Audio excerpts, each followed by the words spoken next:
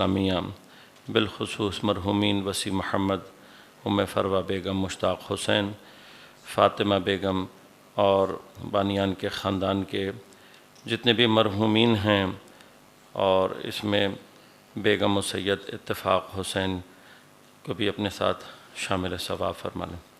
بسم اللہ الرحمن الرحیم، الحمدللہ رب العالمین، الرحمن الرحیم، مالک یوم الدین، ایاک نعبد و ایاک نستعین، اہدنا الصراط المستقیم، صراط الذین انعمت علیہم غیر المغضوب علیہم ولا الضالین۔ بسم اللہ الرحمن الرحیم، قل هو اللہ احد، اللہ الصمد، لم یلد ولم یولد ولم یکن له کفوا احد۔ قل هو اللہ احد، اللہ الصمد، لم یلد ولم یولد ولم یکن له کفوا احد۔ قل هو اللہ احد، اللہ الصمد، لم یلد ولم یولد ولم یکن له کفوا احد۔ اعوذ باللہ السمیع العلیم من الشیطان الرجیم، بسم اللہ الرحمن الرحیم، الحمد للہ الذی ہدانا لہذا وما كنا لنہتدی لولا ان ہدانا اللہ لقد جاءت رسل ربنا بالحق، الصلاة والسلام على رسول المسدد المصطفى الأمجد المحمود الأحمد أبي القاسم محمد،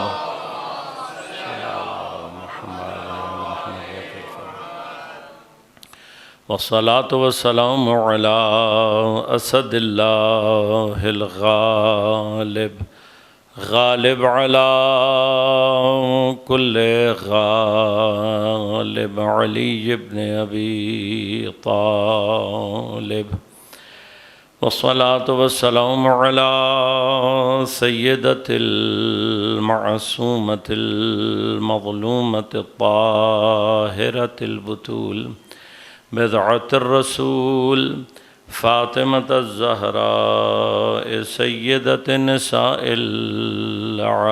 العالمين،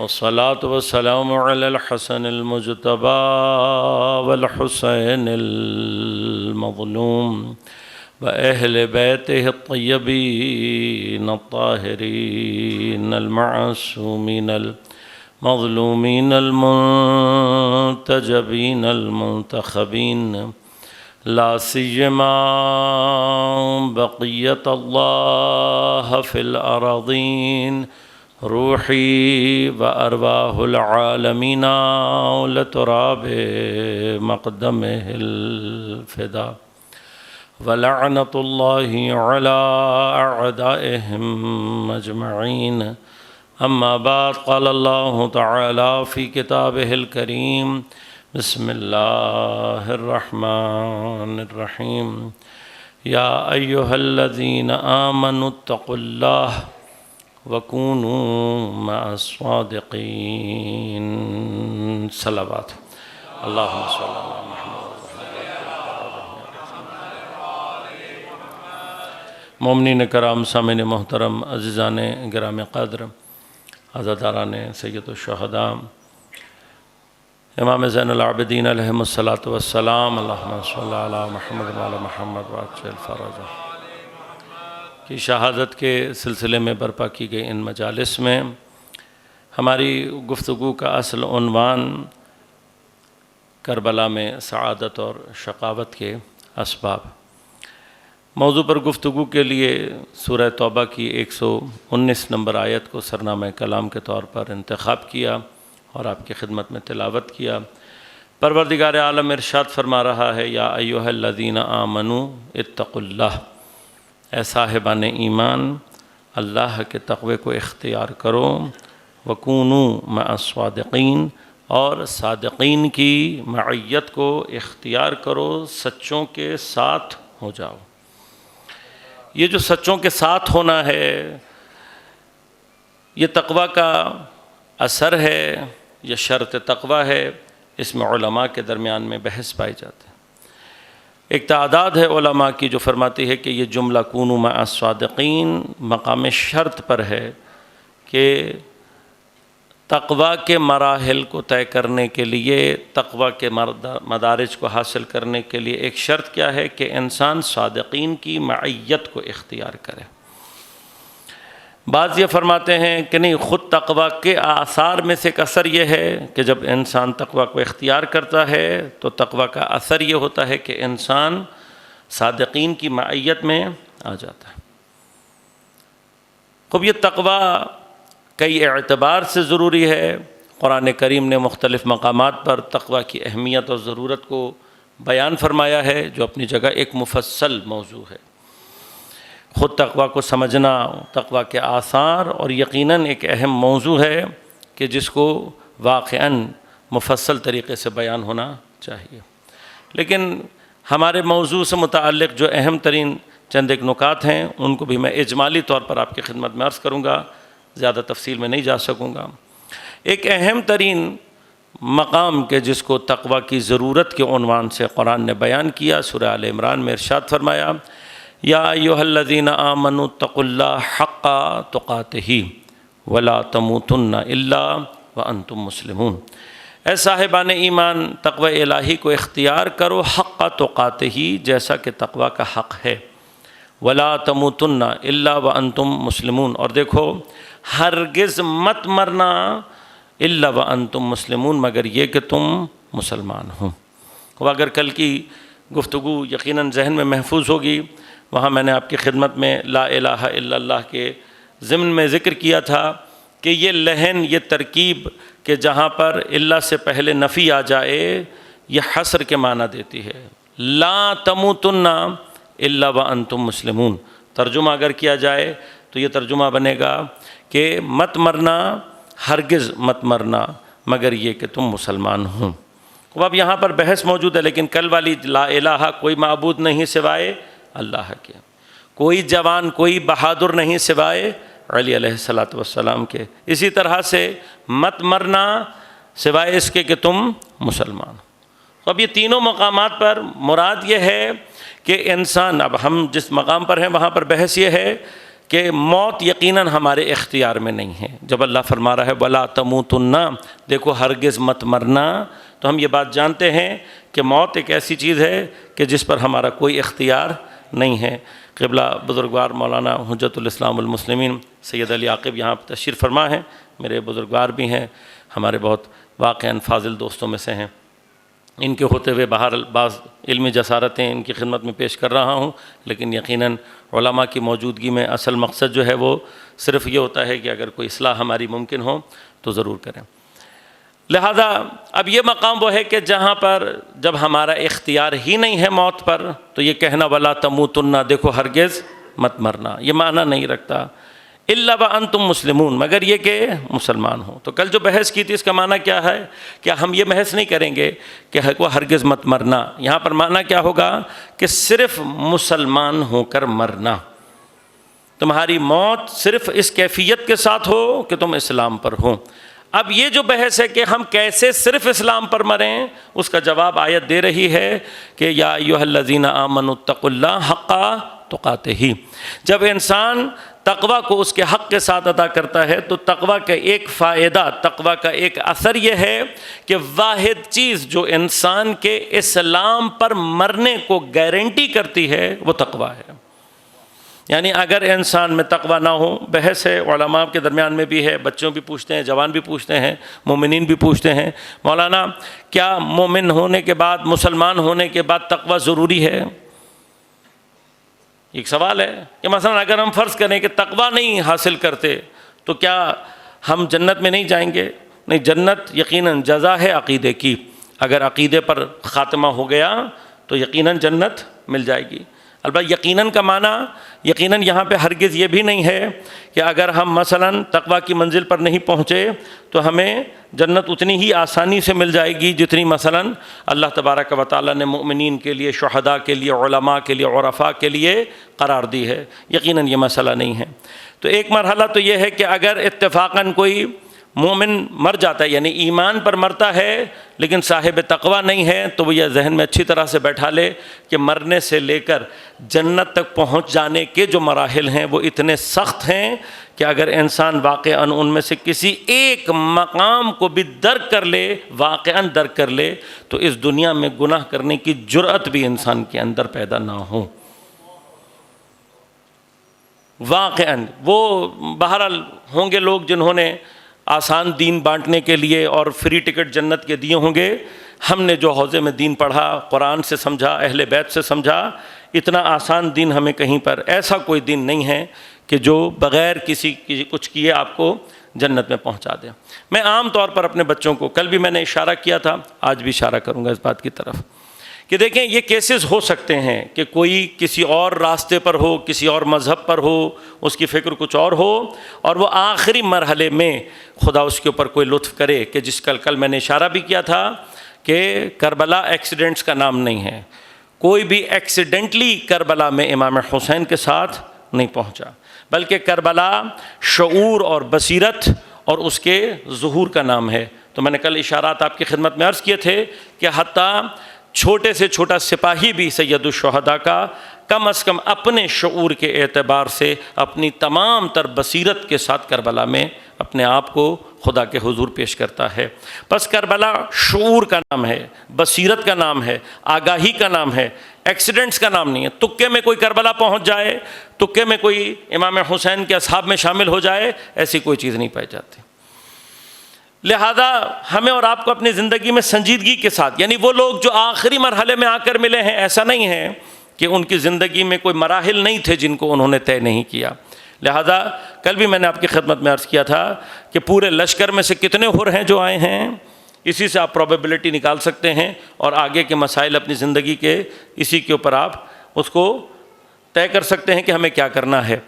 لہذا اگر کوئی فرض کر لیں، بالکل محال تو نہیں ہے کہ کوئی شخص مومن چلا جائے دنیا سے گناہوں کے ساتھ بغیر تقویٰ کے چلا جائے، تو یاد رکھیے گا سفر انتہائی سنگین۔ میں ایک چھوٹی سی بات صرف عرض کروں گا کہ فرض کر لیتے ہیں کہ کوئی ایسا شخص بھی ہو کہ جس کو کوئی اور مثلا عذاب نہ ملے، کوئی اور اس کے لیے مسائل پیش نہ آئیں، لیکن اپنی بعض غفلتوں کی بنا پر اس کو صرف یہ کہا جائے کہ بھئی آپ نے جنت پہنچنا تو ہے، لیکن مثلا آپ 8-10 ہزار سال کے بعد جنت میں پہنچو گے۔ یہ پاسبل ہے، ایسا ہو سکتا ہے، اور یہ 8-10 ہزار تو میں تھوڑے سے کہہ رہا ہوں، بعض کی کہانی اس سے بھی لمبی ہو سکتی ہے۔ اب یہ 8-10 ہزار سال جو آخرت کے 8-10 ہزار سال ہوں گے، تو آخرت کے ایک دن کے بارے میں قیامت نے فرمایا کان مقدارہ 50,000 سنہ، قیامت کا ایک دن دنیا کے 50,000 سالوں کے برابر ہے۔ اب کیلکولیٹر انشاءاللہ رکھ لیجئے گا گھر میں، وہ کیلکولیٹر بھی جب آپ سے ایک دفعہ پوچھے گا کہ قبلہ کیا کیلکولیٹ کرنا چاہ رہے ہو، تب آپ کو احساس ہوگا کہ یہ دنیا کیا ہے اور وہ دنیا کیا ہے۔ ایک غفلت بعض اوقات اس کا یہ نتیجہ نکل سکتا ہے کہ انسان کے لیے فرض کریں جہنم نہیں ہے، آگ میں نہیں جلے گا، جہنم کے تو کہانی الگ ہے، جہنم کے لیے بات تو کبھی سوچیے گا بھی نہیں۔ واقعاً بتا رہا ہوں، یعنی جس عذاب سے اللہ نے ڈرایا ہے، اگر میں وہ چیزیں کہ جو ہم نے پڑھی اور قرآن نے جن چیزوں کو بیان کیا ہے ان کی واقعاً توضیح انسان دینے لگے تو جہنم کا تصور ہی واقعاً ایسا ہے کہ انسان کی نیند اڑانے کے لیے کافی ہے۔ یہ یاد رکھیے گا، جہنم مثلاً کوئی کہے آپ سے 1 سیکنڈ کے لیے ہم مثلاً جہنم سے آپ کو گزار کے اور لے جائیں گے، تو یقین کیجیے گا کہ جہنم کا 1 سیکنڈ بھی آپ اگر کوئی چلا جائے خدا نخواستہ، تو مرنے کے مطلب جنت کے ان دنوں میں بھی وہ 1 سیکنڈ بھی اس کو کئی کروڑوں اربوں سال تک بھولے گا نہیں، وہ یہ میں بتا دوں آپ کو، کیونکہ 1 سیکنڈ بھی جہنم کا اس کا جو عذاب ہوگا اس کی کیفیت کو اگر ہم سمجھ لیں تو انسان واقعاً، تو یہ تو تصور ہی الگ کر دیں کہ جہنم میں جانے کی بات۔ ابھی ہم کیا بات کر رہے ہیں؟ جنت آپ کو سامنے نظر آ رہی ہے، اور بقول معروف حوریں بھی نظر آ رہی ہیں، جنت کی نعمتیں بھی سمجھ میں آ رہی ہیں، ٹکٹ ہاتھ میں ہیں۔ 10,000 سال اللہ نے کہے ہیں، 10,000 کو 365 سے ملٹیپلائی کرنے کے بعد 50,000 سے ملٹیپلائی کر لیجیے گا اور جو اس کا آنسر آ سکتا ہے اتنے سال لگ سکتے ہیں اس کو اس جنت میں پہنچنے میں۔ تو اب جو چاہتا ہے مثلاً کہ ہاں مطلب یہ سودا اس کے لیے آسان ہے تو بالکل بسم اللہ کر لے، لیکن اگر متوجہ نہیں ہے تو پھر تقویٰ کی اہمیت کو اپنی زندگی میں جاری رکھے۔ اب یہ مرحلہ وہ ہے کہ جہاں یہ امکان ہے، میں نے عرض کیا گارنٹی کوئی نہیں ہے، یعنی کیا؟ اگر تقویٰ اختیار نہیں کیا ہے تو اس بات کی کوئی گارنٹی نہیں ہے، نہ قرآن نے نہ اہل بیت نے اس بات کی کوئی گارنٹی نہیں دی ہے کہ جس کا تقویٰ نہیں ہوگا وہ ایمان پر اس کا خاتمہ ہو، کوئی گارنٹی نہیں۔ واحد جو گارنٹی دینے والی چیز ہے وہ کیا ہے؟ تقویٰ۔ تقویٰ اختیار کرو گے تو پھر گارنٹی ہے۔ لہذا اب اگر ہم کربلا کو اسی آئینے میں دیکھنا چاہیں کہ کوئی شخص بغیر تقویٰ کے کربلا میں امام حسین تک پہنچ سکتا ہے تو یقیناً اپنے اندر ایک سوال۔ پھر سے کہوں گا کہ جناب حر کو اگر سامنے رکھ کے دیکھیں گے تو جناب حر کا اپنا یہ تقویٰ ایک معنی رکھتا ہے کہ وہ اپنے آپ کو جو لشکر یزید سے نکال کر یہاں تک لے کر آئے ہیں امام حسین تک، انہوں نے کیا مراحل طے کیے ہوں گے یہ جناب حر ہی جانتا۔ آسان نہیں ہے، پھر سے ایک دفعہ کہوں گا آسان نہیں ہے۔ لہذا ہم نے اور آپ نے اب یہ دیکھنا ہے کہ وہ کیا چیزیں ہیں، وہ کیا عوامل ہو سکتے ہیں کہ جو انسان کے اندر تقویٰ کو ایجاد کرتے ہیں، تقویٰ کے لیے امپورٹنٹ ہیں، تقویٰ کے مراحل کو طے کرنے میں انسان کی مدد دیتے ہیں، کہ اگر یہ مراحل ہوں، اور ان میں سے بعض کو کربلا میں سید الشہداء نے باقاعدہ بیان بھی فرمایا ہے۔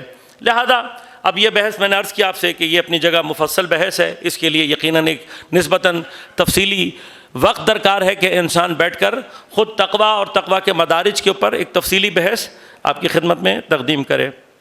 لیکن بالآخر ان مختصر سی مدت میں جو ہمارے پاس اور آپ کے پاس حاصل ہے، بالآخر کوئی اجمالی ہی گفتگو سے ہی، ایک مختصر و مفید ہی سے ہی مقامات کو آپ کی خدمت میں تقدیم کروں گا۔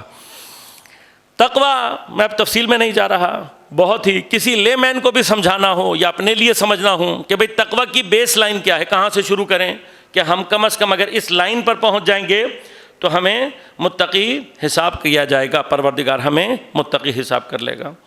کم ترین آثار تقویٰ میں سے انما یتقبل اللہ من المتقین، اللہ صرف اعمال کو متقین سے قبول کرتا ہے۔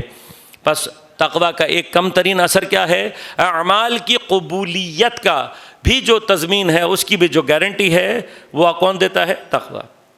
اب اس کا یہ معنی بھی نہیں ہے کہ اگر ہم تقویٰ پر نہیں پہنچے تو ہمارا کوئی عمل قبول ہی نہیں ہوگا، یہ معنی نہیں ہے کہ اللہ غیر متقین کے عمل کو قبول نہیں کرتا، یہاں پر یہ معنی نہیں۔ معنی کیا ہے؟ معنی یہ ہے کہ غیر متقین اپنا عمل قبول ہونے سے پہلے ہی کوئی ایسا کام کر دیتے ہیں کہ پھر وہ بارگاہ پروردگار میں قبولیت کی منزل پر نہیں پہنچ پاتا۔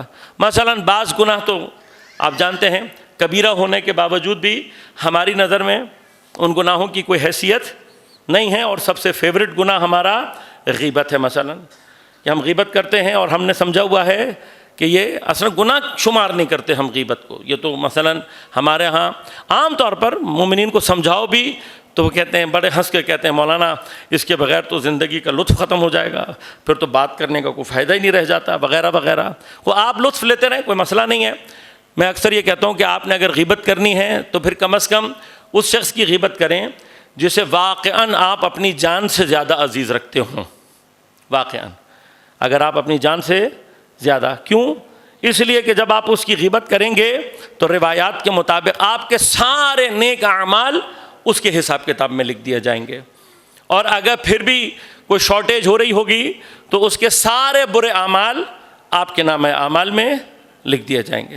تو اب غیبت کرنے سے پہلے آپ یہ سوچئے گا کہ میں جس کی غیبت کرنے جا رہا ہوں آیا وہ میرے لیے اتنا محبوب ہے کہ میں اپنے سارے اعمال، بعض اوقات ایک جملہ ہوتا ہے غیبت، بعض اوقات وہ ایک جملہ کیا کرے گا؟ آپ کے سارے نیک اعمال اس کے کھاتے میں، اور پھر شارٹیج رہ گئی تو اس کے برے اعمال آپ کے کھاتے میں لکھ دے گا۔ تو اگر کسی سے اتنی محبت ہے تو پھر شوق سے کریں، اور اگر نہیں ہے تو پھر سوچیں۔ یہ کم ترین اثر بتا رہا ہوں، ورنہ غیبت کے جو الفاظ قرآن نے بیان کیے ہیں وہ ہولناک ہیں، کہ جہاں قرآن فرماتا ہے کہ غیبت کرنے والا گویا اپنے بھائی کے مردار یعنی میت کو، اس کے گوشت کو کھانے والا، اور یہ بہرحال علماء نے اس پر بحث کی نہیں، ابھی موقع نہیں ہے. ایک گناہ جس کو ہم گناہ نہیں سمجھ رہے وہ پورے کے پورے نامہ اعمال کی کیفیت کو تبدیل کر دیتا. تو اللہ قبول نہیں کرتا کا معنی یہاں پر یہ ہے کہ ہم قبول ہونے ہی نہیں دیتے. لہذا تقویٰ کے کم ترین آثار میں سے ایک اثر کیا ہے کہ قبولیت کا، اعمال کا باعث بنتا ہے. کیا ہے یہ تقویٰ؟ تفصیل میں ہم نہیں جائیں گے، یقیناً موقع بھی نہیں ہے. بیس لائن تقویٰ کی کیا ہے؟ علماء فرماتے ہیں کہ کم ترین مرتبہ تقویٰ کا یہ ہے کہ انسان ہر طرح کے گناہ اور معصیت کو چھوڑ دے، کوئی واجب ترک نہ کرے اور کسی بھی حرام کو انجام نہ دے. یہ بیس لائن ہے. یعنی کیا؟ کوئی ایک بھی گناہ اگر انسان میں باقی رہ جاتا ہے، کوئی ایک معصیت، بس کثرت عبادت کا نام تقویٰ نہیں ہے. زیادہ نمازیں پڑھنا، مثلا خدا توفیق دے نماز شب کے بہت آثار و برکات ہیں، لیکن نماز شب کا پڑھنا بھی تقویٰ نہیں ہے. تقویٰ کیا ہے؟ کہ انسان پہلے مرحلے میں بیس لائن آف طبقہ، جہاں سے تقویٰ شروع ہوتا ہے، فرسٹ سٹیپ کیا ہے تقویٰ کی وادی کا؟ کہ انسان سارے گناہوں کو ترک کر دے، کوئی حرام انجام نہ دے اور کوئی واجب ترک نہ کرے. یہ کم ترین ہے. اب اس منزل پر پہنچنے کے لیے بھی کہ بھی یہ کیسے کیا جائے، یقیناً میں نے کلرز کیا تھا، اہم ترین کام کربلا کا کیا ہے؟ شعور کو بیدار کرنا. اہم ترین کام کربلا کا اور امام حسین کا کیا ہے؟ اپنی توجہ کو، ہماری توجہ کو اپنی طرف مبذول کرا کے ہمیں اور آپ کو خدا کی طرف متوجہ کرنا.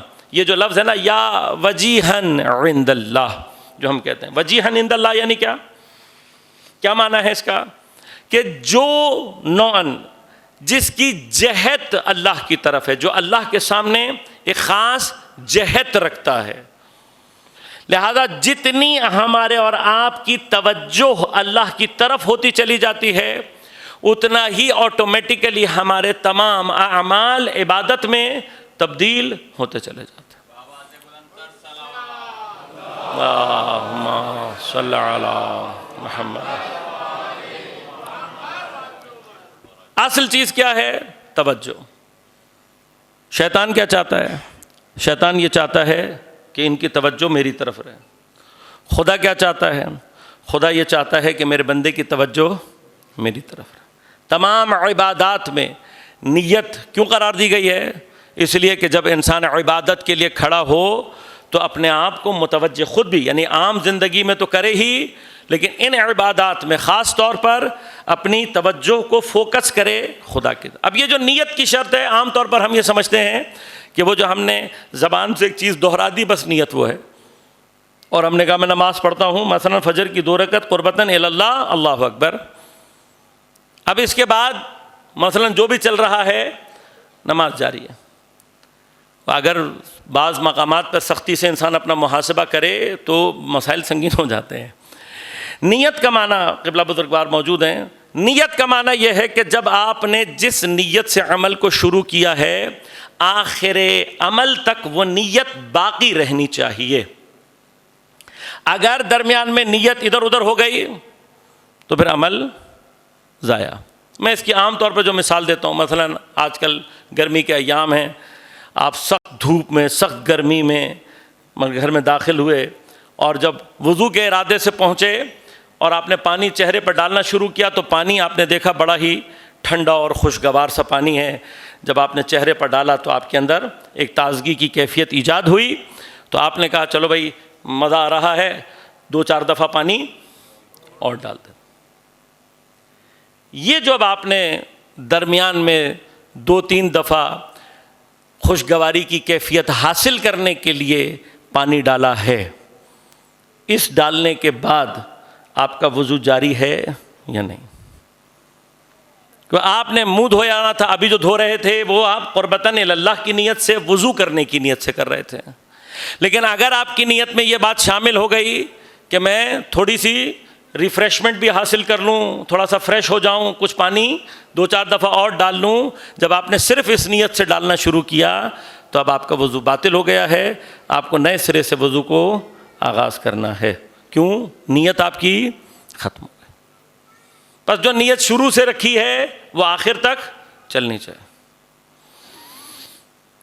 ایک اہم مرحلہ یہ جو جنود شیطانی اور جنود رحمانی، خدا کا لشکر اور شیطان کا لشکر، یہ ساری لڑائی، یہ ساری جنگ، اس کا جو سب سے امپورٹنٹ وار گراؤنڈ ہے وہ ہماری اور آپ کی فکر ہے۔ شیطان نے پہلے دن دھمکی دی، دھمکی کیا دی؟ کہا لَأُغْوِيَنَّهُمْ أَجْمَعِينَ، اے پروردگار میں تیرے سارے بندوں کو اغوا کروں، الا عبادک منہم المخلصین، میں تیرے سارے بندوں کو اغوا کر لوں گا۔ میں عام طور پر یہ جملہ کہتا ہوں کہ مثلا شیطان اغوا کرنے کے لیے کیا کرے گا؟ بورے لے کر آئے گا۔ ہاں، کراچی میں ایک زمانے میں فیشن تھا، بندوں کو اغوا کرتے تھے بورے میں ڈال کے، پھر ذرا فیشن اور حالات تبدیل ہو گئے، اب لوگوں کو اغوا کیا جاتا ہے ڈالے میں ڈال کے۔ ڈالے آتے ہیں، اس کے اندر بندے کو ڈال کر لے جاتے ہیں اور پھر بندے ڈھونڈتے رہ جاتے ہیں۔ تو شیطان ڈالے لے کر آئے گا، بورے لے کر آئے گا، کس کو اغوا کرے گا؟ کیسے اغوا کرے گا؟ کبھی سوچا کیا چیز ہے جو شیطان اغوا کرتا ہے یا کر سکتا ہے؟ شیطان اغوا کرتا ہے ہماری فکر کو، شیطان اغوا کرتا ہے ہماری توجہ کو، اور چونکہ نماز اسی توجہ کی سب سے اہم ترین جگہ ہے، یہ 5 منٹ کی نماز، یہ اللہ تعالیٰ کیا چاہتا ہے کہ اپنی توجہ، یہ جو حضور قلب جس کو کہا جاتا ہے، یہ کیا ہے؟ علماء نے، عرفاء نے بہت خوبصورت بیان کیا۔ رہبر معظم سے جب کسی نے پوچھا تو آپ نے فرمایا کہ اصل ابتدائی ترین حضور قلب کیا ہے؟ کہ آپ کو نماز پڑھتے ہوئے یہ معلوم ہو کہ میں نماز پڑھ رہا ہوں، یہ ابتدائی ترین ہے۔ آگے کے مراحل خود بخود حاصل ہوں گے اگر آپ نے یہ مرتبہ حاصل کر لیا۔ کون سا مرحلہ؟ کہ نماز پڑھتے ہوئے آپ متوجہ ہوں اس بات کی طرف کہ جو یہ میں پڑھ رہا ہوں، یہ جو بول رہا ہوں، یہ جو کر رہا ہوں، صرف خدا کے لیے کر رہا ہوں۔ لہذا آپ جیسے ہی آپ نماز میں اپنے آپ کو فوکس کرنے لگتے ہیں، بارہ ہو سکتا ہے آپ سب مجھ سے زیادہ بزرگوار ہوں اور ہو نہیں سکتا یقیناً، مجھ جیسے گناہ گار، میں ان کی بات کر رہا ہوں، تو میرے جیسے جو گناہ گار ہوں گے وہ انشاءاللہ محسوس کریں گے۔ جیسے ہی نماز پڑھنے کے لیے تکبیرۃ الاحرام کہہ کر اللہ اکبر کہا، اور وہاں سے یادداشت کا ایک دروازہ ایسا کھلا کہ پھر وہ چیزیں یاد آنا شروع ہوتی ہیں کہ الحفیظ الرحمن۔ اور جہاں آپ نے چاہا کہ مثلا میں اپنے آپ کو فوکس کر لوں، تو تھوڑی دیر فوکس کرنے کے بعد پھر کچھ کھل گیا۔ ہاں، میں عام طور پر بچوں کو اس میں مثال دیتا ہوں کہ جب آپ کا کمپیوٹر ہیک ہوتا ہے، ہاں، وائرس اٹیک، کوئی ہیکر اٹیک کر لے، سب سے پہلے علامت کیا ہوتی ہے؟ ہاں، یہ بچے آج کل کے مجھ سے زیادہ بہتر جانتے ہیں، اگر میں غلطی کر رہا ہوں تو بعد میں مجھے بتا دینا کہ مولانا ایسا نہیں ہوتا، لیکن اپنے تو تجربات ایسے ہی ہیں بھیا۔ جیسے ہی ہیک ہوتا ہے، کوئی وائرس اٹیک کر لیتا ہے، ونڈوز آٹومیٹیکلی پاپ اپ ہونا شروع ہو جاتی ہیں۔ ہوتا ہے ایسا بھیا؟ ہے نا، خود بخود کھلنا شروع ہو جاتی ہیں۔ نماز میں آپ نے جیسے ہی اللہ اکبر کہا اور شیطان نے ہماری سوچ کو ہیک کیا، ساری یادداشت کی ونڈوز پاپ اپ ہونا شروع ہو جاتی ہیں، کبھی کیا یاد آ رہا ہے، کبھی کیا یاد آ رہا ہے، اس کو بند کرو وہ کھل گئی، اس کو بند کرو وہ کھل گئی، اتنے میں نماز ختم ہو گئی۔ اور جہاں آپ نے نماز ختم ہوئی، وہیں شیطان نے السلام علیکم ورحمۃ اللہ، اور وہاں سے شیطان نے کہا بائے بائے۔ پھر کچھ یاد نہیں آئے گا آپ کو۔ ہم میرے ساتھ جنہوں نے تجربہ کیا ہوا ہوگا اس چیز کا، وہ اس پوزیشن کو بہت اچھی طرح سمجھ رہے ہوں گے۔ کیا مرحلہ ہے؟ مرحلہ یہ ہے کہ اصل جنگ یہی ہے، شیطان ہماری توجہ کو اپنی طرف کھینچنا چاہتا ہے، خدا یہ چاہتا ہے میرے بندے اپنی توجہ کو میری طرف رکھیں۔ جب توجہ خدا کی طرف ہوتی ہے تو اس کیفیت کا نام ہے لوجہ اللہ۔ جب صرف اور صرف انسان کی توجہ اللہ کی طرف ہو، توجہ اللہ کے لیے ہو، تو اس کو عربی میں کیا کہیں گے؟ لہذا اہل بیت اطہار علیہم الصلوۃ والسلام نے 3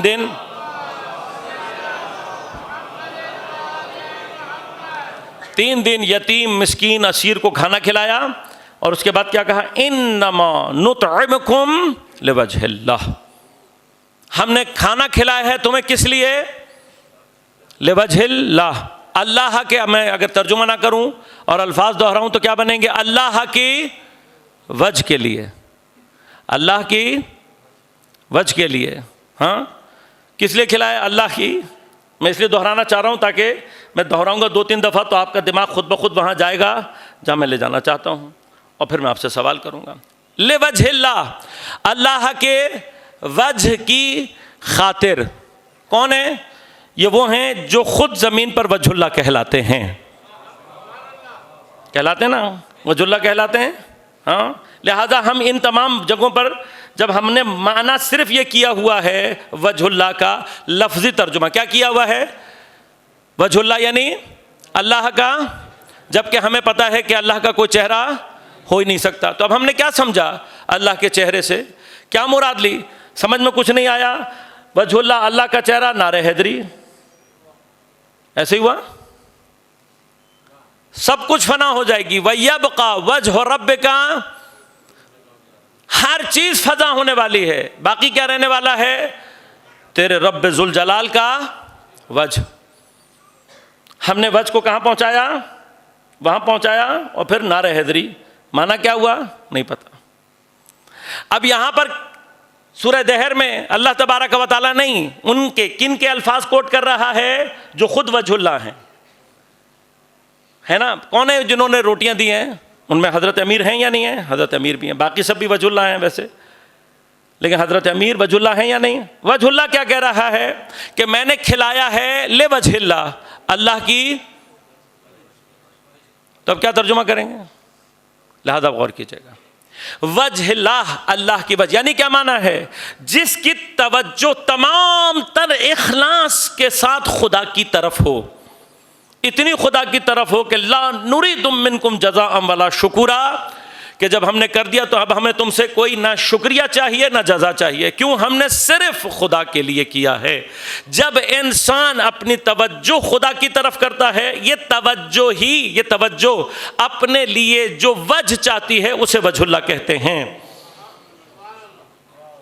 جو توجہ اب ہمارا اور آپ کا مسئلہ کیا ہے؟ ہمارا اور آپ کا مسئلہ یہ ہے کہ ہم ہیں محسوسات میں پھنسے ہوئے۔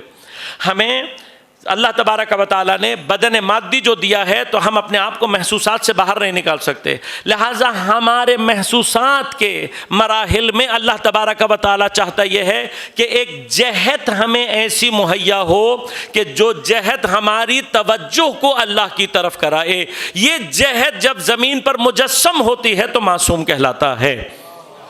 معصوم کا کام کیا ہے؟ معصوم کا کام بالکل جیسا آئینے کا کام کیا ہوتا ہے؟ عکس دکھانا۔ جب آپ آئینے میں دیکھ رہے ہوتے ہیں تو آپ آئینے کو نہیں دیکھتے، کس کو دیکھتے ہیں؟ عکس کو دیکھتے ہیں۔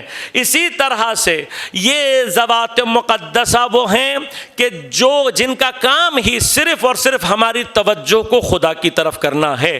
اب کیا ہوتا ہے؟ جیسے ہی ہم اپنی پوری توجہ ان کی طرف کرتے ہیں، اگر واقعاً ہم اپنی توجہ ان کی طرف کر لیں تو یہ وجیہاً عند اللہ ہیں، یہ کیا کرتے ہیں؟ ہماری اس توجہ کو خود بخود خدا کی طرف پھیر دیتے ہیں۔ پس اب شیطان کا کام کیا ہے؟ اس توجہ کو اپنی طرف لانا۔ اہل بیت کا کام کیا ہے؟ اس توجہ کو اپنی طرف کیوں؟ کیونکہ اپنی طرف کریں گے تو خود بخود کہاں جائے گی؟ خدا کی طرف جائے گی۔ لہذا اب شیطان جانتا تھا، اس نے کیا کہا؟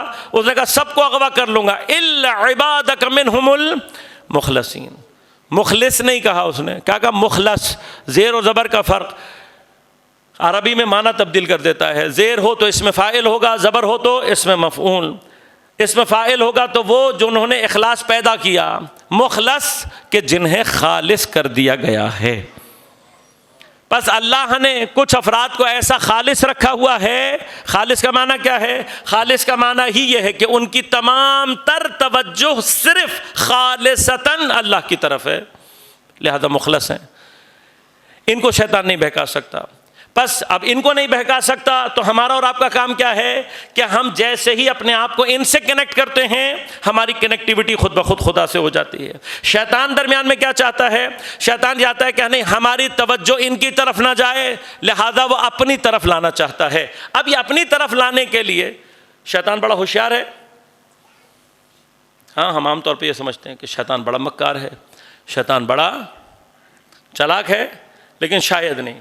کبھی کبھار آیات اور روایات پر تھوڑا سا اگر غور کیا جائے تو بعض مراتب اور مقام ہمیں سمجھ میں آتے ہیں۔ علماء یہ فرماتے ہیں کہ اجنہ، جن، یہ جو بھی مخلوق ہے، بہرحال اپنی جگہ ایک تفصیل چاہتی ہے کہ اس پر بحث کی جائے کہ جن کیا ہوتا ہے، اور انشاءاللہ کبھی آپ کی سماعتوں نے چاہا اور شیطان شناسی کو موضوع ہم نے قرار دیا، ہمارا جو سب سے زیادہ کھلا ہوا دشمن عدو مبین ہے، اس کو جاننے کے لیے ضروری کیا ہے کہ ہم یہ سمجھیں کہ کانا من الجن، جن تھا تو جن کیا ہوتا ہے. لیکن ابھی اجمالی طور پر عرض کر دوں کہ عام طور پہ تقریباً 99% ہماری معلومات اجنہ کے بارے میں وہ غلطیوں پر اور اشتباہات پر مشتمل ہے. جن جو ہم عام طور پر اپنے زندگی میں سمجھتے ہیں ان میں سے کچھ بھی نہیں ہے. لیکن جو بھی مخلوق ہے عقل رکھتی ہے، مگر اس کی عقل اتنی مضبوط نہیں ہے. یعنی اجنہ کے اندر عقل ہے، صاحب عقل ہوتے ہیں، لیکن ان کی عقل اتنی مستحکم نہیں ہے. لہٰذا اللہ نے جو ان کو اپنی خلافت کے لیے انتخاب نہیں کیا، اس کی ایک وجہ ان کے اندر عقل کی اس صلاحیت کا نہ ہونا ہے. اور اگر فرشتے اعتراض نہ کرتے تو شیطان کو کبھی سمجھ میں ہی نہیں آتا کہ میں نے انسان کو بہکانا کیسے ہے. اگر فرشتے اعتراض نہ کرتے تو شیطان کو کبھی بھی سمجھ میں نہیں آتا کہ مجھے کرنا کیا ہے. فرشتوں نے اعتراض کیا کہ اتجعل فیہا، اسے بنائے گا خلیفہ، کیوں بھائی اس میں کیا پرابلم ہے؟ یفسد فیہا، یہ زمین میں جا کر فساد کرے گا، ویسفک الدماء، خون بہائے گا. کیسے پتہ لگا تمہیں؟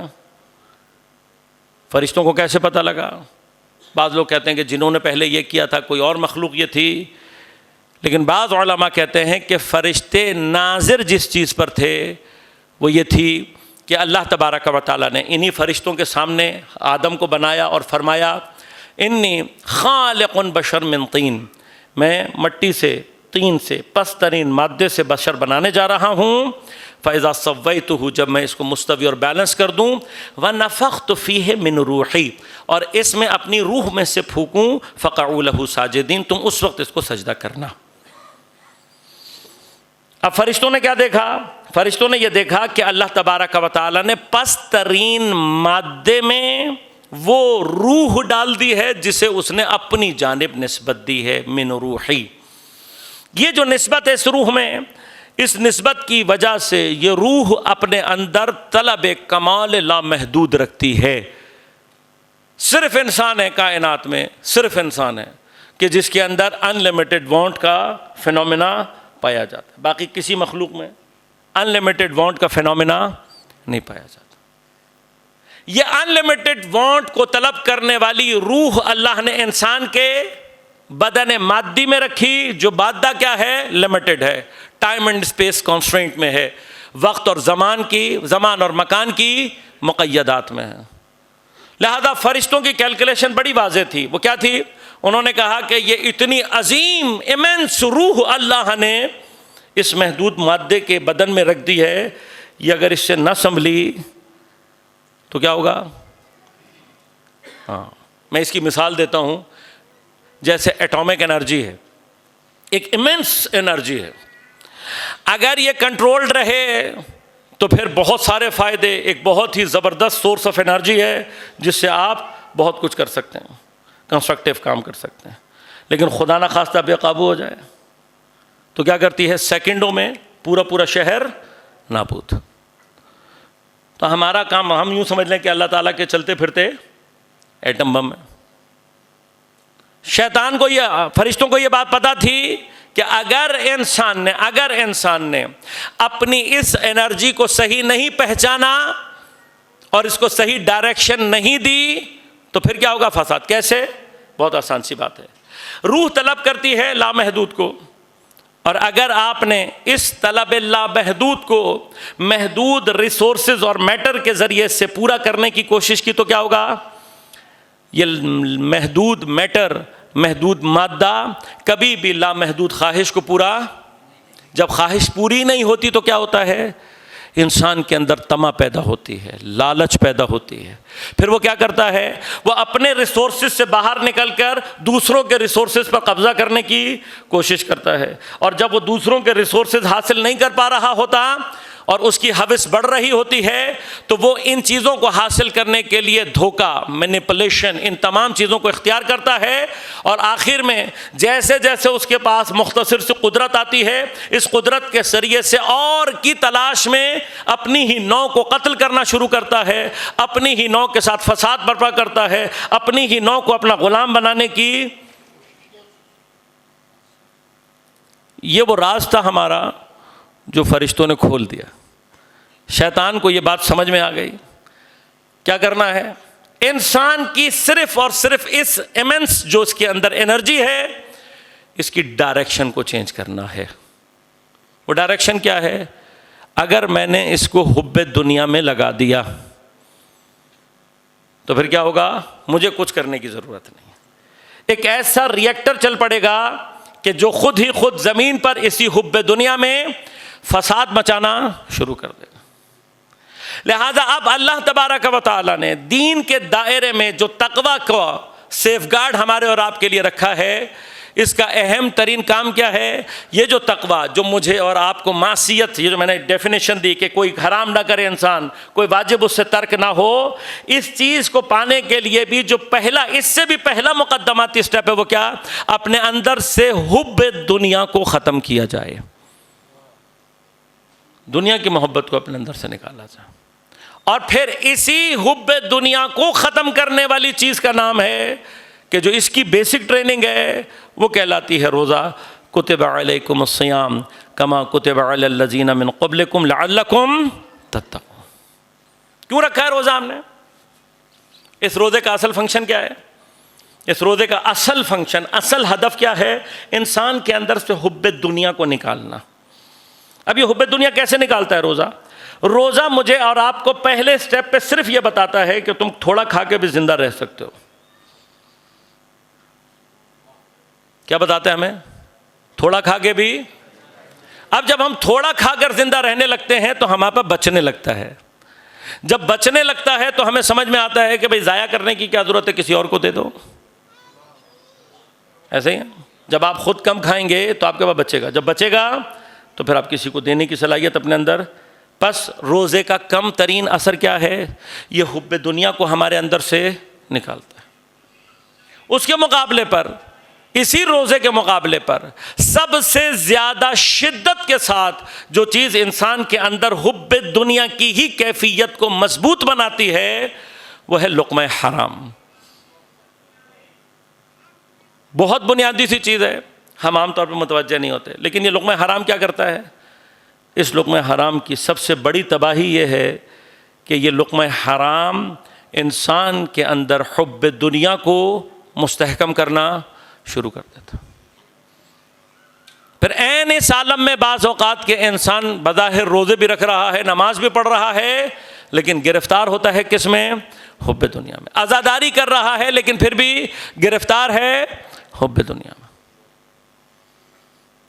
یہ حب دنیا مضبوط ہوتی چلی جاتی ہے کب؟ جب انسان اپنے لقمے پر توجہ نہیں دیتا۔ اور خدا تقویٰ کا امتحان لیتا کہاں سے؟ سب سے زیادہ اہم امتحان لیتا خدا اسی رزق کے معاملے میں ہے۔ بہت ساری چیزوں میں ہم عام طور پر بچ جاتے ہیں، جہاں پھنستے ہیں وہ کیا ہے؟ رزق، اور رزق بھی رزق مالی۔ جبکہ خدا کیا کہہ رہا ہے؟ خدا کہہ رہا ہے وَمَن يَتَّقِ اللَّهَ يَجْعَلْ لَهُ مَخْرَجًا۔ جس کسی نے بھی اللہ کے تقویٰ کو اختیار کیا، اس کے لیے وے آؤٹ نکالنا، اس کے لیے ایگزٹ بنانا، یہ خدا کا کام۔ وَيَرْزُقْهُ مِنْ حَيْثُ لَا يَحْتَسِبُ، اور خدا اس کو وہاں سے رزق دیتا ہے جس کا اس نے کبھی گمان بھی نہ کیا ہو، ما برائے عقل۔ تو اب خدا کیا کرتا ہے؟ یہ میرے اور آپ کی زندگی کا کامن امتحان ہے، اور یہ ہمارے اور آپ کے لیے یہ امتحان بھی ہوتا ہے کہ خدا ہمارے اور آپ کے لیے واضح کر دیتا ہے کہ ہم مومن ہیں یا نہیں، ہمارا اللہ پر ایمان ہے یا نہیں۔ لہذا ایک کامن ایمان ہمارا کیا ہے کہ ہمارا رازق کون ہے؟ اللہ۔ سب سے زیادہ اللہ جس امتحان میں مبتلا کرتا ہے وہ امتحان رزق ہے۔ لہذا وہ بار بار کہتا ہے وہ جس کا چاہتا ہے رزق کھول دیتا ہے، اور جس کا چاہتا ہے رزق، یہ دونوں کا امتحان ہوتا ہے، یاد رکھیے۔ جس کا کھولتا ہے اللہ، اس کا بھی امتحان ہے، اور جس کا بند کرتا ہے اس کا بھی. لیکن یہ بند کرنے والا رزق کا امتحان اللہ سب سے لیتا ہے, ہر ایک سے لیتا ہے. لہٰذا ہر ایک کے لیے اللہ سچویشن کریٹ کرتا ہے, مسبب الاسباب ہے, وہ سچویشن کریٹ کرتا ہے. کیسی؟ کہ جہاں آپ کے اوپر کوئی اتنی شدید ضرورت آئے گی کہ آپ کو اس ضرورت سے منہ موڑنے کا کوئی امکان نظر نہیں آ رہا ہوگا, پھنسائے گا اللہ تعالیٰ, ایسی سچویشن کریٹ کرے گا. کریٹ کرنے کے بعد حلال کے سارے دروازے ظاہری طور پر آپ پر بند ہو جائیں گے, اور پھر حرام بہت آسانی کے ساتھ آپ کی طرف آتا ہوا دکھائی دے گا. آ بھی رہا ہوگا, ساتھ اپنے توجیحات بھی لے کر آ رہا ہوگا, بہانے بھی لے کر آ رہا ہوگا. یہ ساری سچویشن اللہ کریٹ کرنے کے بعد یہ دیکھتا ہے کہ میرا بندہ واقعاً مجھے رازق مانتا ہے یا نہیں. لہٰذا ایسا نہیں ہے کہ آپ کی اور ہماری کوئی پریشانی نہیں ہوتی ہے. یہ دنیا تو اللہ نے بنائی ہی اسی لیے, هو الذی خلق الموت والحیات, کیوں؟ لیبلوکم ایکم احسن عملا. خدا چاہتا ہے یہ دیکھنا کہ ہم میں سے بہترین عمل کرنے والا. اب اگر امتحان ہی نہ ہو تو کیسے پتہ لگے گا؟ لہذا دنیا کے بارے میں اگر کوئی شخص اس انتظار میں ہے کہ کبھی کوئی ٹائم ایسا آئے گا کہ اللہ مجھے نہیں آزمائے گا, تو ہمارے ہاں انگلش میں کہتے ہیں living in the fool's paradise. کوئی کہیں پر کوئی مقام ایسا نہیں ہے, ہاں پیدا ہونے سے پہلے کوئی امتحان نہیں ہے, اور انشاءاللہ مرنے کے بعد کوئی امتحان نہیں ہے. تو اگر امتحان سے جان چھڑانی ہے تو واحد راستہ موت. موت سے پہلے تک کوئی گمان اگر آپ کے ذہن میں ہے کہ کسی بھی جگہ پر اللہ آپ کو نہیں آزمائے گا, تو یہ ہماری بے وقوفی. لہذا اب اللہ آزماتا ہے اور آزمانے کے لیے یہ سچویشنز کریٹ کرتا ہے. اب میں جو کہہ رہا ہوں کہ میرا رازق اللہ ہے, وہاں پتہ لگے گا کہ میرا رازق اللہ ہے یا چوری, میرا رازق اللہ ہے یا رشوت, میرا رازق اللہ ہے یا کم فروشی, میرا رازق اللہ ہے یا انڈر انوائسنگ, میرا رازق اللہ ہے یا ٹیکس چوری. باب کھولتے چلے جائیے, خود بخود ہمیں پتہ لگ جائے گا کہ ہمارا رازق کون ہے. لیکن کیا ہوتا ہے, جیسے ہی یہ ہمارا خیال ہے کہ جیسے ہی ہم رزق حرام میں اترتے ہیں, سب سے زیادہ خطرناک چیز کیا ہے؟ حب دنیا. اور یہ حرام اب پھر جب انسان کے اندر پیدا ہونا شروع ہوتا ہے تو یہ لالچ, یہ طمع اس کی آنکھوں پر پردے, اس کے قلب پر مہرے لگانا شروع کرتا ہے. پھر اسے ربا بھی یعنی سود بھی جائز نظر آ رہا ہوتا ہے. پھر وہ ہزار طرح کے بہانے کر کے طے در طے حرام میں مبتلا ہوتا چلا جاتا ہے. لہذا حرام کا کم ترین اثر کیا ہے؟ دلوں کو ٹیڑھا کر دیتا ہے. جب دل ٹیڑھے ہوتے ہیں تو کیا ہوتا ہے؟ خدا نے آواز دے کر سورہ صف میں حضرت موسیٰ علیہ السلام کے اس قول کو نقل کیا. حضرت موسیٰ فرما رہے ہیں, یا قومی لما توزوننی, اے میری قوم کیوں مجھے اذیت کرتے ہو؟ وقد تعلمون انی رسول اللہ الیکم, تمہیں اچھی طرح سے پتہ ہے, اچھی طرح سے جانتے ہو تم کہ میں تمہاری طرف اللہ کا رسول ہوں, اللہ نے بھیجا ہے مجھے, میں اللہ کا بھیجا ہوا ہوں. یہ جانتے ہوئے بھی تم مجھے اذیت کر رہے ہو. خدا کیا کہتا ہے؟ اے موسیٰ ان کے دل ٹیڑھے ہو گئے. اور جب کسی کا دل ٹیڑھا ہو جائے اور وہ معصوم کو اذیت دینے کے مرحلے پر آ جائے تو پھر خدا اس کے دل کو اور زیادہ. لہذا بار بار جو خدا مختلف مقامات پر فرما رہا ہے ختم اللہ قلوبہم, اللہ تبارک و تعالیٰ نے ان کے دلوں پر تالے لگا دیے, ان کے اوپر مہرے لگا دی. کون ہے یہ بنیادی ترین پر وہ بنیادی ترین عنصر, وہ بنیادی ترین ایلیمنٹ کہ جو ہمارے دلوں پر تالا لگنے کا باعث بن سکتا ہے لقمے کی طرف متوجہ نہ ہونا. لہذا علماء عرفاء حتیٰ یہ فرماتے ہیں کہ وہ لقمہ جو کہ اشتباہ, جس میں کوئی شبہ بھی اگر پایا جاتا ہے, جب تک انسان اس سے اجتناب نہیں کرتا, کبھی بھی تقویٰ کی وادی میں داخل ہونے کی صلاحیت اپنے اندر پیدا. لہذا روزے کا بنیادی طور پہ فنکشن کیا ہے؟ ہمارے اندر سے اس حب دنیا کو ختم کرنا. اس روزے کے عین مقابلے پر شیطان کا اسٹرانگسٹ ٹول کیا ہے؟ لقمے کو حرام کرنا. آج دنیا میں جو banking system, conventional banking system تو اپنی جگہ تھا ہی مصیبت, اب جو موجودہ اسلامی بینکنگ کے نام پر بھی فنکاریاں ہو رہی ہیں, وہ ساری کی ساری کیا ہے؟ ہمارے اور آپ کے لقمے کو حرام بنانا. پورا اکنامک سسٹم, مانیٹری سسٹم اس طریقے کا ڈیزائن کر دیا ہے کہ کہیں نہ کہیں انسان کہیں نہ کہیں گھوم کر کہیں نہ کہیں مبتلا ہو رہا ہے کسی نہ کسی حرام خوری میں. یہ ایک طرف ہے. سود خوری دوسری طرف ہے. شبہات، یہ جو ابھی کرپٹو کرنسی اور اس سے ریلیٹڈ چیزیں آ رہی ہیں، ہمارے جوان صرف یہ دیکھ رہے ہیں بہانہ کیا ہے، آغا صاحب آگے کی تو دنیا ہی یہی ہے، اس کے بغیر تو کام ہی نہیں چلے گا. یہ نہیں سوچ رہے کہ بھیا شرح حرام ہو سکتا ہے یا نہیں. کتنے ہی معاملات میں ایسے ہی ہے. ان کو سمجھاؤ. ایک صاحب سے تاجر برادری کے تھے، میں نام نہیں لوں گا برادری کا بھی، لیکن متوجہ ہو جائیں گے آپ. ان سے میں نے پوچھا، کہنے لگے مولانا یہ انڈر انوائسنگ. میں نے کہا بھائی کیوں انڈر انوائسنگ کی ضرورت؟ کہہ رہے ہیں صاحب کو پروفٹ ہی نہیں ہوتا. میں کہا یہ جس کو آپ پروفٹ نہیں ہوتا کہہ رہے ہیں یہ کیا ہے؟ یعنی اگر آپ فل انوائسنگ کریں گے، پوری طرح سے کریں گے، تو آپ کو کوئی پروفٹ نہیں ہوگا، نقصان ہو جائے گا، جیب سے پیسے دینے پڑیں گے. کہنے لگے نہیں مولانا ایسا بھی نہیں ہے، لیکن اتنا تھوڑا پروفٹ ہوتا ہے کہ اس سے گزارا نہیں ہو سکتا. میں کہا قبلہ یہ جو آپ کو تھوڑا نظر آ رہا ہے، اگر یہ حلال ہو تو اس کے اندر برکت کا وعدہ خدا نے کیا ہوا ہے. اور قرآن بہت واضح طور پر فرماتا ہے اللہ تم سے رزق کا وعدہ کرتا ہے، والشیطان یعدکم الفقر، اور یہ شیطان ہے جو تمہیں فقر اور فلاکت کا وعدہ دیتا ہے. لہذا عام طور پر یہ کامن ہے کہ ہمارے بچوں میں، جوانوں میں تجارت کرنے میں، بزنس کرنے میں خوف پایا جاتا ہے. کیوں؟ کسی بھی بچے کو کہو مولانا صاحب نقصان ہو جاتا ہے، فلاں ہو جاتا ہے، یہ کیسے ہوگا، وہ کیسے ہوگا.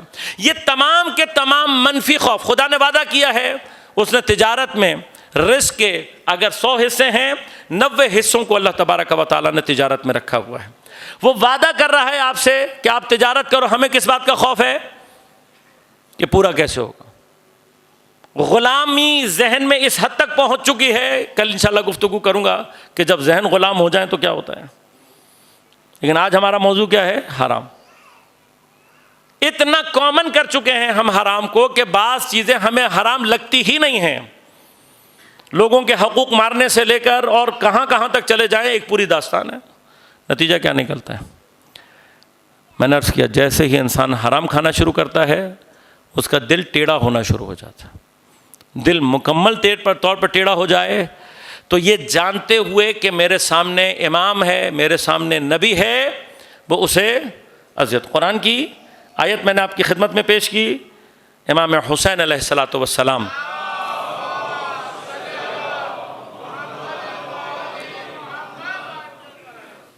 وہ آخری مراحل کے جس میں امام جنگ کے لیے جب آئے ہیں اور لشکر نے چاروں طرف سے امام کو گھیر لیا. تنہا امام، مقاتل کہتے ہیں چاروں طرف سے امام کو گھیرا ہوا ہے اور شور مچا رہے ہیں اتنا کہ آواز سنائی نہیں دے رہی. تو ایک مرتبہ امام نے ان کو خاموش رہنے کا کہا، اور جب امام نے خاموش ہونے کا امر دیا اور وہ خاموش ہوئے تو امام نے ایک مرتبہ فرمایا کلکم،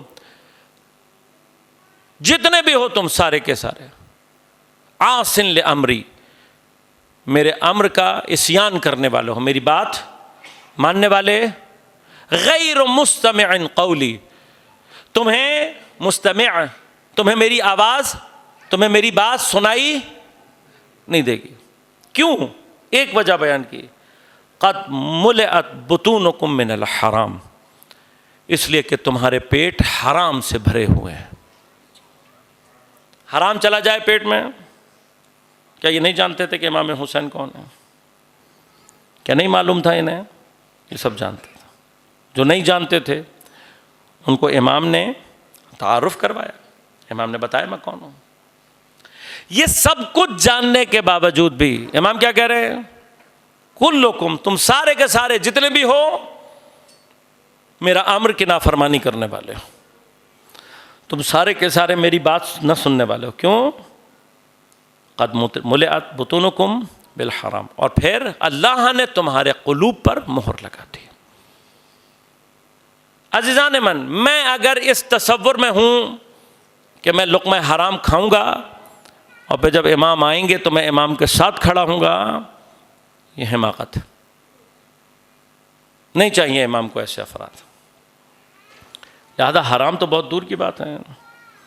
بعض علماء نے لکھا کہ حضرت نے حتیٰ ان افراد کو اپنے ساتھ کربلا میں رہنے نہیں دیا جن کے گردن پر کسی کا حق باقی تھا. لہذا روایات میں ملتا ہے تاریخ نے نقل کیا ہے کہ حتیٰ امام نے جنگ سے پہلے اپنے اصحاب سے پوچھا کہ تمہاری گردن پر کسی کا کوئی حق تو نہیں ہے؟ فرمایا 2 افراد کھڑے ہوئے اور دونوں نے یہ کہا کہ مولا ہم گردن پر قرضے ہیں، مقروض ہیں. ایک سے پوچھا بھائی تم نے قرض کیوں نہیں دیا؟ کہنے لگا مولا فرصت نہیں ملی، یعنی پیسے تھے میرے پاس، میں لوٹا سکتا تھا لیکن مجھے فرصت نہیں ملی. یہ نہیں کہہ رہا کہ میں دینا نہیں چاہتا تھا، بھول گیا، موقع نہیں ملا، پیسے تھے. دوسرے سے پوچھا کہ بھائی تمہارا کیا مسئلہ ہے؟ کہ مولا مقروض ہوں، نقصان ہو گیا تھا، پیسے نہیں ہیں میرے پاس، نہیں دے سکا تھا، پیسے ہی نہیں تھے، کچھ نہیں تھا کہ میں اسے بیچ کر قرضہ واپس کر پاتا. امام نے وہ بندہ جس کے پاس پیسے نہیں تھے پوچھا کتنا قرضہ ہے؟ اس نے کہا اتنا مولا. امام نے اسی وقت حضرت عباس کو اشارہ فرما کے کہا ہماری جانب سے کسی بندے کا انتظام کرو، اس کی جانب سے ہم پیسے دے رہے ہیں، یہاں سے کسی کو روانہ کرو کہ وہ جائے اور ہماری جانب سے اس کا قرض واپس کرے. اور وہ جس کے پاس پیسے تھے اور اس نے نہیں دیا، اس کو کیا کہا امام نے کہا خود جاؤ اور جا کر اپنا قرض اگر تمہارا نصیب ہوا تو تم شہداء میں ہمارے ساتھ شامل ہو جاؤ گے. اب مجھے نہیں پتا تاریخ میں کہ وہ واپس آ سکا یا نہیں. ایک حق امام نہیں چاہتے تھے کہ گردن پر کسی کا حق رکھ کے، شہداء حتی شہداء کربلا ہیں، کسی کا حق امام نے. لہذا بعض روایات یہ کہتی ہیں تاریخ میں کہ جب کربلا پر پہنچے ہیں اور امام کو یقین ہو گیا تھا کہ یہی وہ وعدہ گاہ ہے، تو بعض فرماتے ہیں کہ وہاں کے علاقے کے لوگوں کو بلا کر یہ پوچھا گیا کہ کس قبیلے کی زمین ہے، اور اس سے باقاعدہ امام نے کربلا کی زمین کو خریدا ہے. حسین اپنی گردن پر، اپنے اصحاب کی گردن پر کسی کا جو قرض نہیں رکھتا وہ امام، یہ ہو سکتا ہے کہ کسی کے پیٹ میں حرام ہو اور وہ امام تک پہنچ جائے.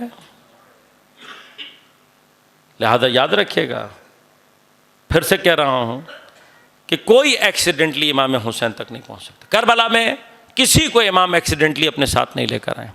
لہذا امام اپنے ساتھ جن چھوٹے چھوٹے بچوں کو لے کر چلے ہیں، حتیٰ وہ بچے بھی امام کے تربیت یافتہ افراد ہیں، تربیت یافتہ بچے. لہذا بعض تاریخ نے کوفے کے حالات کو رقم کرتے ہوئے یہ لکھا ہے کہ جب یہ کاروان کوفے کے بازار میں پہنچا تو 3 دن کی بھوک اور پیاس تو کربلا میں تھی.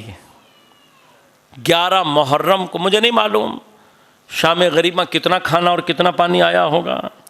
11 محرم کی صبح سے ان کو لے کر چلے ہیں، اور روایات کہتی ہیں کہ 12 محرم یا 13 محرم کو یہ کوفہ کے بازار میں موجود تھے. جتنی تیزی کے ساتھ سفر کرایا گیا تھا، جب یہ بچے چھوٹے چھوٹے وہاں پہنچے ہیں تو تاریخ کہتی ہے کہ بچوں کی کیفیت یہ تھی کہ بھوک کی شدت سے بچوں کے چہروں کے رنگ پیلے ہو چکے تھے، پیاس کی شدت سے ہونٹ اور زبانیں خشک تھی بچوں کی، بھوک اور پیاس اور تھکن کی شدت سے بچوں کے بدن پتوں کی مانند کانپ رہے تھے. ننھے ننھے ہاتھوں میں رسیاں ہیں اور ننھے ننھے رخساروں پر تماچوں کے نشان ہیں. یہ بچے اس کیفیت کے ساتھ بازار کے درمیان میں کھڑے ہیں. امام سجاد کو طوق و زنجیر میں باندھ کر کھڑا کیا ہوا ہے، شہزادیاں اسی طرح سے ہاتھ پسے گردن بندھے ہوئے ہیں، اسیروں کے مانند لا کر کوفے کے بازار میں کھڑا کیا ہوا ہے. یہ وہ مقام ہے کہ جہاں پر شہزادی نے اپنا خطبہ بیان کیا کہ جس کے بعض مطالب آپ کی خدمت میں کل تقدیم کروں گا. لیکن اہل سنت کی روایتوں نے حتیٰ یہ لکھا ہے کہ علی کی بیٹی نے جب ایک مرتبہ کہا نا یا ایھا الناس اسکتوا، اے لوگوں خاموش ہو جاؤ، تو علی کی بیٹی کا یہ امر جاری ہونا تھا. لوگوں کی آوازیں ان کے گلوں میں دب گئیں. فرمایا کہ امر کہا تھا انسانوں کے لیے، لیکن تاریخ نے لکھا حتیٰ جانوروں کی آوازیں ان کے گلے میں دب گئیں. بعض تواریخ نے حتیٰ یہاں تک لکھا ہے کہ گھنٹیوں کی آوازیں بھی دب گئیں. یعنی علی کی بیٹی کا امر ایک وقت میں انسانوں پر بھی جاری ہوا، حیوانات پر بھی جاری ہوا، جمادات پر بھی جاری ہوا. یہ کرامت کو ظہور دے کر علی کی بیٹی سمجھانا یہ چاہتی تھی اسیر تم ہو ہم نہیں ہیں. اسیر تم ہو، ہم اسیر نہیں ہیں، ہمارے لیے یہ چیزیں معنی نہیں رکھتی ہیں۔ لیکن اس کیفیت میں جب شہزادی نے خطبہ دینا شروع کیا تو بعض تاریخوں نے لکھا کہ یہاں علی کی بیٹی خطبہ دے رہی ہے، اور وہاں کوفے کی حوالی میں محل ہے ام حبیبہ کا، جو بی بی کی کنیز تھی، اور شہزادی نے اسے قرآن اور معارف کی تعلیم دے کر آزاد کر دیا تھا۔ کسی تاجر سے شادی ہوئی، اللہ نے اس کو رزق زیادہ دیا، اس نے ام حبیبہ کے لیے بڑا عالی شان محل بنایا، کئی غلام اور کنیزیں اس کو خرید کے دیں، جو کل تک خود کنیز تھی آج کئی غلام اور کنیزوں کی مالکن بنی ہوئی ہے، شہزادی بنی ہوئی ہے۔ بس کسی غلام نے آ کر وہاں خبر دی، کہا بی بی اسیروں کا ایک کاروان شہر میں آیا ہے، آپ اجازت دیں ہم جا کر تماشا کر کے آئیں۔ فرماتی ہیں میری شہزادی نے منع کیا تھا، اسیروں کا تماشا نہیں کرتے۔ اتنے میں کسی کنیز نے کہا شہزادی ان کے ساتھ چھوٹے چھوٹے بچے ہیں جو بھوکے اور پیاسے ہیں، ان کے ساتھ کچھ بیویاں ہیں جو بڑی باعظمت نظر آتی ہیں لیکن ان کے پاس چادریں نہیں ہیں، انہیں اسیر کر کے لایا گیا ہے۔ بس جب یہ سنا تو ایک مرتبہ کنیزوں کو کہا چادروں کو جمع کرو، غلاموں سے کہا پانی اور کھجوروں کو جمع کرو۔ ایک مرتبہ شہزادی غلام اور کنیزوں کے جھرمٹ میں جب پہنچی ہے کاروان کے پاس، لوگوں نے شہزادی کو جگہ دی ہے۔ جیسے ہی ام حبیبہ وارد ہوئی، پہلی نگاہ بچوں پر پڑی، رنگ پیلے ہیں، چہرے تماچوں کے نشان ہیں، زبانیں اور ہونٹ خشک ہیں، بچے تھر تھرا رہے ہیں۔ برداشت نہیں ہوا، فوراً کھجوریں تقسیم کی، کوزوں میں پانی ڈال کر پیالے پکڑائے بچوں کے ہاتھ میں، اور ابھی کھجوریں دے کر بس ایک جملہ کہا میرے بچوں کا صدقہ ہے۔ یہاں صدقے کا لفظ آیا، وہاں سے جناب زینب کبریٰ نے آواز لگا کر کہا بچوں صدقہ ہم پر حرام ہے۔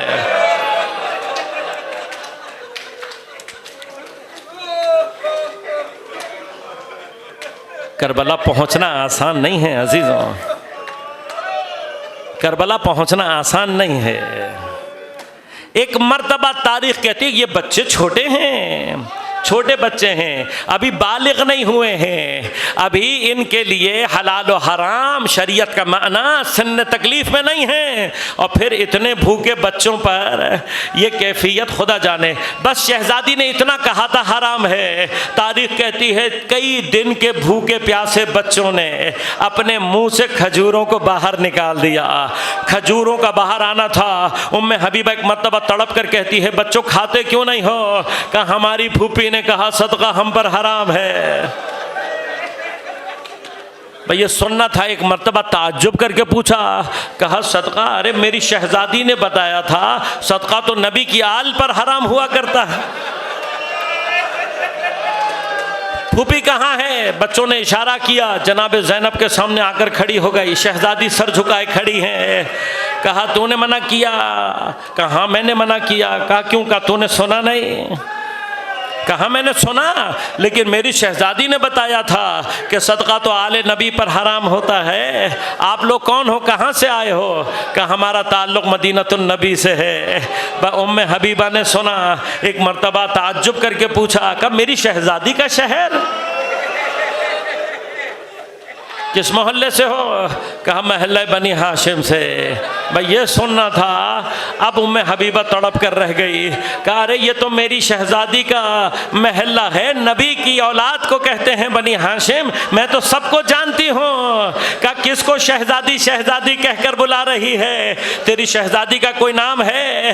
کہا ارے نام تو ہے لیکن اس بھرے مجمع میں شہزادی کا نام زہرا علی کی بیٹی ہے، چادر تطہیر کی وارث ہے، میں اس مجمع عام میں کیسے نام لوں گی؟ کہا میرے کان میں بتا دے۔ اپنے چہرے کو نزدیک کر کے کہا میری شہزادی کو زینب کبریٰ، زینب علیہ کہتے ہیں۔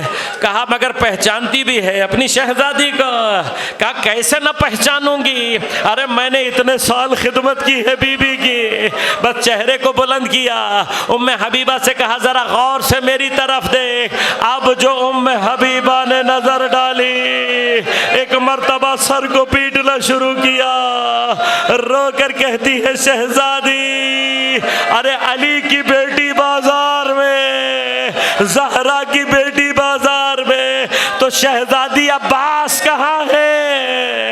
حسین علیہ السلام، کہا ام حبیبہ زیارت کرنا چاہتی ہے، نگاہ کو بلند کر، تجھے نیزے پر عباس بھی دکھائی دے گا، نیزے پر حسین کی زیارت بھی ہو جائے۔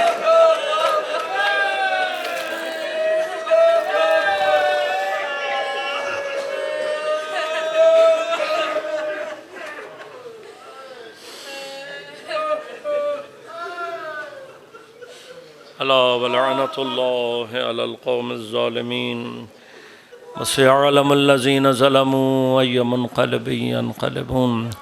بار الہ بحق زہرا و ابیہا و بعلہا و بنیہا، ہماری عبادت کو اپنی بارگاہ میں قبول و منظور فرما۔ بحق زہرا و ابیہا و بعلہا و بنیہا، منتقم زہرا، منتقم کربلا، منتقم اسیران کربلا، امام زمانہ کے ظہور میں تعجیل فرما، حضرت کے ظہور کے ذریعے سے دنیا سے ظلم اور استبداد کا خاتمہ فرما، عدل و عدالت کو قائم فرما۔ بار الہ جہاں جہاں مقاومت اسلامیہ باطل قوتوں سے برسر پیکار ہے، بالخصوص غزہ، فلسطین، پارا چنار اور دیگر تمام مقام میں، شام، لبنان میں، بار الہ ان سب کو نصرت و کامیابی عنایت فرما۔ رہبر انقلاب اسلامی کی حفاظت فرما، تمام علماء مراجع ظام کی حفاظت فرما، تمام مؤمنین کو اپنے حفظ و امان میں رکھ، پریشانیوں کو دور فرما، مشکلات کو آسان فرما، بیماروں کو صحت کامل عاجل عنایت فرما۔ بالخصوص التماس صحت کا کہا گیا ہے، بانی مجلس کے والدین ہیں اور بیگم عابد حسین شاہ اور دیگر بہت سارے بیمار مورد نظر ہیں، خصوصاً کچھ کینسر کے مریض ہیں، ان سب کے لیے دعا فرمائیے کہ پروردگار بحق بیمار کربلا ان سب کو شفاء کامل عاجل عنایت فرمائے۔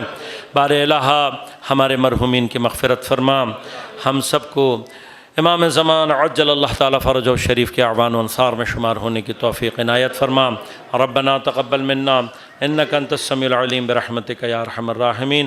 آخر میں ایک مرتبہ پھر سورہ فاتحہ کی درخواست ہے، اپنے تمام مرحومین شہداء ملت اسلامیہ، بالخصوص مرحومین وسیع محمد، ام فروہ بیگم، مشتاق حسین، فاطمہ بیگم اور بانیان کے خاندان کے دیگر مرحومین کے ساتھ ساتھ بیگم و سید اتفاق حسین کے لیے ایصال فرما دیجئے۔ بسم اللہ الرحمن الرحیم۔